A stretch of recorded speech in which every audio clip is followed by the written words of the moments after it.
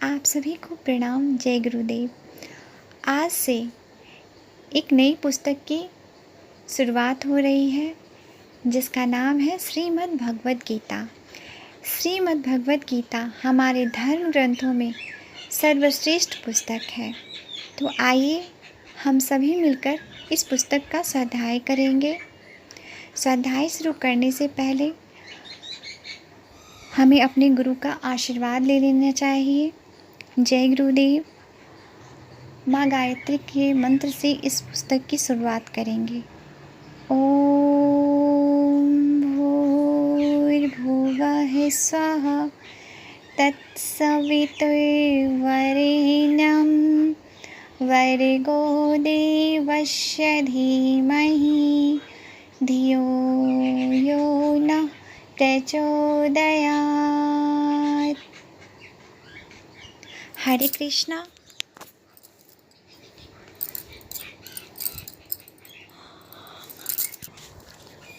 श्रीमद् भगवद गीता के पहले अध्याय में सुनेंगे श्री कृष्ण और अर्जुन संवाद, योद्धाओं की गणना और उनके सामर्थ्य। धृतराष्ट्र ने कहा, हे संजय, धर्म भूमि और कर्म भूमि में युद्ध की इच्छा से एकत्र हुए मेरु पुत्रों और पांडु के पुत्रों ने क्या किया? संजय ने कहा, हे राजन, इस समय राजा दुर्योधन पांडु पुत्रों की सेना की व्यूह रचना को देखकर आचार्य द्रोण के पास जाकर कह रहे हैं, हे आचार्य, पांडु पुत्रों की इस विशाल सेना को देखिए, जिसे आपके बुद्धिमान शिष्य द्रुपद पुत्र धृष्टद्युम्न ने इतने कौशल से व्यूह के आकार में सजाया है। इस युद्ध में भीम तथा अर्जुन के समान अनेकों महान सूरवीर और धनुर्धर हैं। युयुधान, विराट और द्रुपद जैसे भी महान योद्धा हैं। धृष्टकेतु, चकितान तथा काशीराज जैसे महान शक्तिशाली और पुरुजित कुंती भोज तथा सेवई जैसे मनुष्यों में श्रेष्ठ योद्धा भी हैं। युद्धामनु जैसे महान पराक्रमी तथा उत्तमौजा जैसे अत्यंत शक्तिशाली सुभद्रा का पुत्र अभिमन्यु और द्रौपदी के पुत्रों सहित ये सभी महान योद्धा हैं। हे ब्राह्मण श्रेष्ठ, हमारी तरफ के भी उन विशाल शक्तिशाली योद्धाओं को भी जान लीजिए और आपकी जानकारी के लिए मेरी सेना के उन योद्धाओं के बारे में बतलाता हूँ। मेरी सेना में स्वयं आप, द्रोणाचार्य, पितामह भीष्म, कर्ण, कृपाचार्य, अश्वत्थामा, विकर्ण और सोमदत्त का पुत्र भूरिश्रवा जैसे योद्धा हैं जो सदैव युद्ध में विजयी रहे हैं। ऐसे अन्य अनेक सूर्यवीर भी हैं जो मेरे लिए अपने जीवन का बलिदान देने के लिए अनेक प्रकार के अस्त्र शस्त्रों से सुसज्जित हैं और यह सभी युद्ध विद्या में निपुण हैं। इस प्रकार भीष्म पितामह द्वारा अच्छी प्रकार से संरचित हमारी सेना की शक्ति असीमित है, किंतु भीम द्वारा अच्छी प्रकार से संरचित होकर भी पांडवों की सेना की शक्ति सीमित है।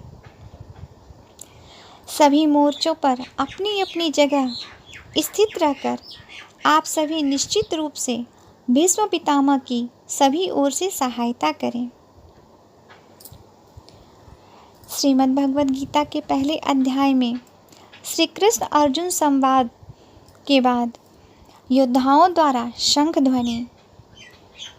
तब कुरु वंश के वयोवृद्ध परम प्रतापी पितामह भीष्म ने दुर्योधन के हृदय में हर्ष उत्पन्न करते हुए सिंह गर्जना के समान उच्च स्वर से शंख बजाया। तत्पश्चात अनेक शंख, नगाड़े, ढोल, मृदंग और सिंह आदि बाजे अचानक एक साथ बज उठे। उनका वह शब्द बड़ा भयंकर था। तत्पश्चात दूसरी ओर से सफ़ेद घोड़ों से युक्त उत्तम रथ पर आसीन योगेश्वर श्री कृष्ण और अर्जुन ने भी अलौकिक शंख बजाएं। हृदय के सर्वस्व ज्ञाता श्री कृष्ण ने पांचजन्य नामक, अर्जुन ने देवदत्त नामक और भयानक कर्म वाले भीमसेन ने पौंड्र नामक महाशंख बजाया। हे राजन, कुंती पुत्र द्वारा युधिष्ठिर ने अनंत विजय नामक और नकुल तथा सहदेव ने सुघोष और मणि पुष्पक नामक शंख बजाए। श्रेष्ठ धनुष वाले काशीराज और महारथी शिखंडी एवं दृष्टिद्युम्न तथा राजा विराट और कभी न हारने वाला सात्यकी, राजा द्रुपद एवं द्रौपदी के पांचों पुत्रों और बड़ी भुजा वाले सुभद्रा पुत्र अभिमन्यु आदि सभी ने अलग अलग शंख बजाए। उस भयंकर ध्वनि ने आकाश और पृथ्वी को गुंजयमान करते हुए धृतराष्ट्र के पुत्रों के हृदय में शोक उत्पन्न कर दिया है। अर्जुन द्वारा सैन्य निरीक्षण।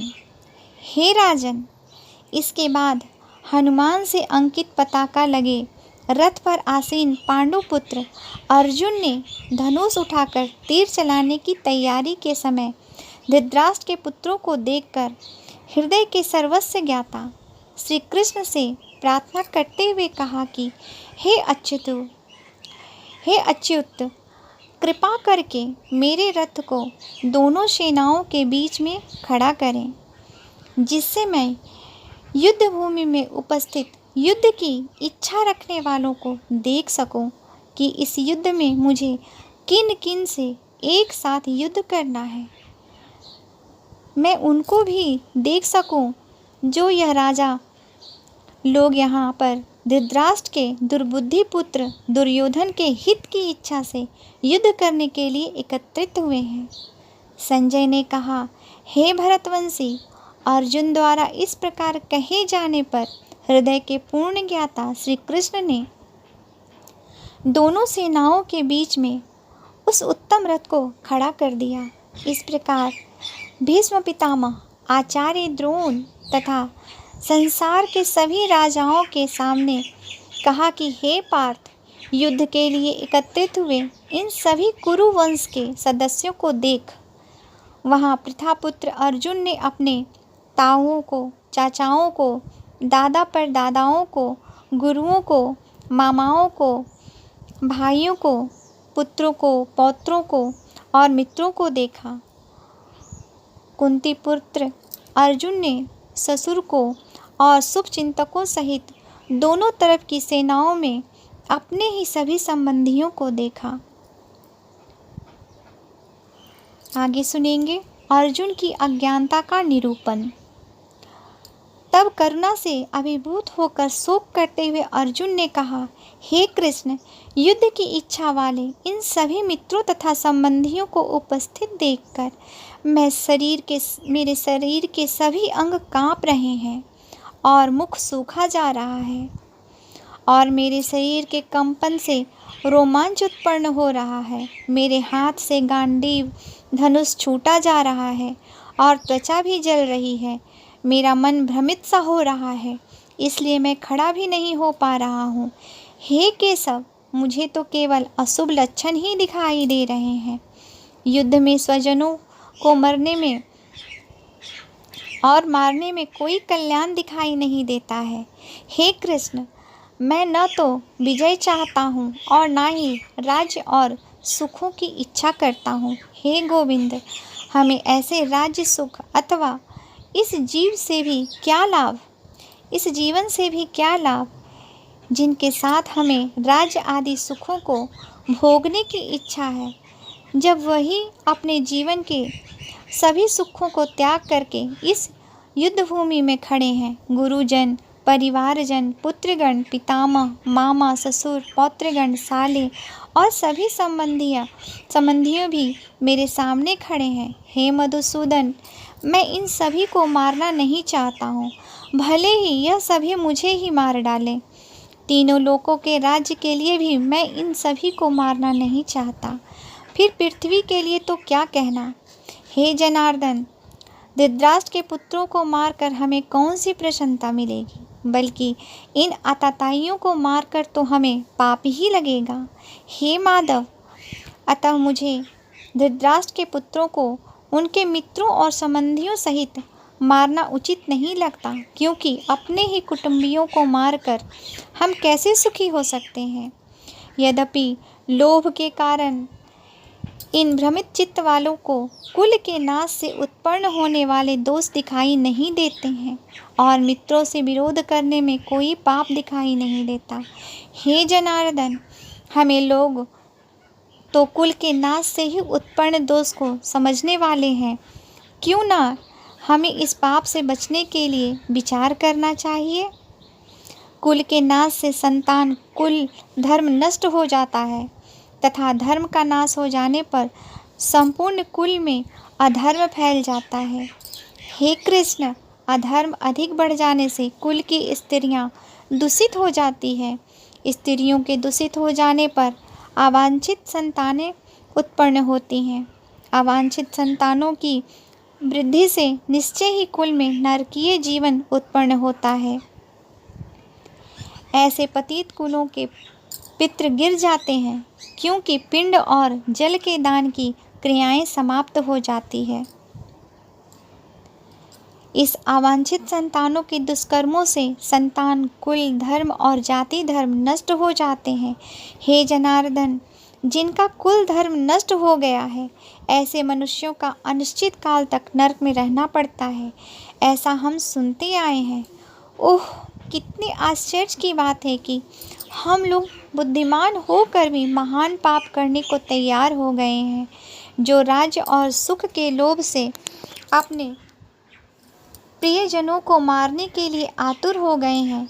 यदि मुझ शस्त्र रहित विरोध न करने वालों को धृतराष्ट्र के पुत्र हाथ में शस्त्र लेकर युद्ध में मार डालें तो भी इस प्रकार मरने में मेरे लिए अधिक श्रेयकर होगा।